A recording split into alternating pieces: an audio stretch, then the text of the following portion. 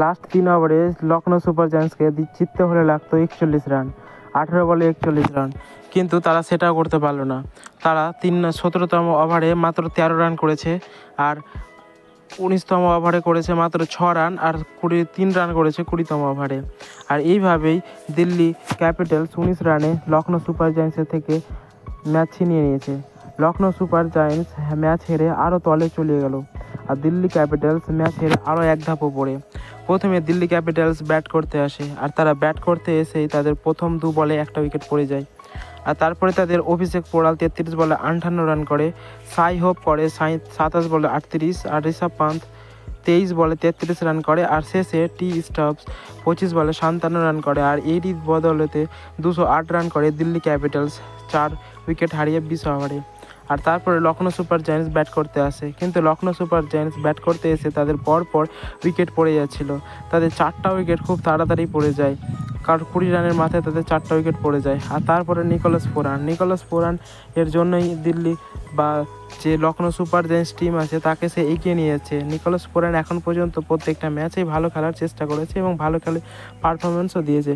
Nicholas Pooran এখন পর্যন্ত 27 বলে 61 রান করেছে, 6টা 4 আর 4টা ছক্কার সাহায্যে।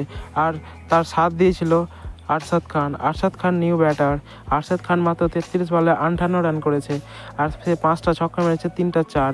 আর এইভাবে লখনৌ সুপার জায়ান্টস 20 ওভার শেষে 189 রান করে 9 উইকেট হারিয়ে। আর এইভাবে দিল্লি ক্যাপিটালস ম্যাচ জিতে নেয়। আর দিল্লি ক্যাপিটালস ম্যাচ জেতার পর তাদের পয়েন্ট টেবিলে তারা এগিয়ে এসেছে। দিল্লি ক্যাপিটালস এখন পর্যন্ত তারা 5 নম্বরে আছে। প্রথমে আছে কলকাতা নাইট রাইডার্স, 13টা ম্যাচ খেলে 9টা জিতেছে, 3টা হেরেছে, 19 পয়েন্টের সাথে কোয়ালিফাই করে গেছে প্লে অফসে। আর দ্বিতীয় কোয়ালিফাই করলো আজকে এই দিল্লি। আর লখনৌ ম্যাচের শেষে যে দিল্লি জিতলো তাই সে কোয়ালিফাই করে গেল রাজস্থান রয়্যালস। 16 নম্বর পয়েন্টে কোয়ালিফাই করেছে, 8টা ম্যাচ খেলেছে, 8টা জিতেছে আর 4টা হেরেছে। আর তারপরে সিএসকে চেন্নাই সুপার কিংস এখন পর্যন্ত 13টা ম্যাচ খেলেছে, 7টা জিতেছে, 6টা হেরে গেছে, 14 পয়েন্টের সাথে সে 3 নম্বরে আছে। 4 নম্বরে আছে সানরাইজার্স হায়দ্রাবাদ, 12টা ম্যাচ খেলে 7টা জিতেছে, 5টা হেরেছে, 14 পয়েন্টের সাথে আছে। আর 5 নম্বরে চলে এসেছে দিল্লি ক্যাপিটালসের উম্মিদ এখনও বাকি আছে, কারণ 14টা ম্যাচে 7টা জিতেছে, 7টা হেরেছে। আর তারপরে আরসিবি 13টা ম্যাচ খেলেছে, 6টা জিতেছে আর 7টা হেরে গেছে। আর লখনৌ সুপার জায়ান্টস চলে গেছে শেষে, 13টা ম্যাচ খেলেছে, 6টা জিতেছে, 7টা হেরেছে। আর তারপরে তো গুজরাট, মুম্বাই ও পাঞ্জাব, এরা 3টা টিম তো কোয়ালিফাই থেকে বেরিয়ে গেছে। তো বন্ধুরা, তোমাদের কি মনে হয় যে দিল্লি ক্যাপিটালস বা আরসিবি কি প্লে অফসে খেলতে পারবে? কমেন্টে অবশ্যই জানাও। আর এইরকম ভিডিও পেতে আমাদের চ্যানেলটিকে সাবস্ক্রাইব করে রাখো।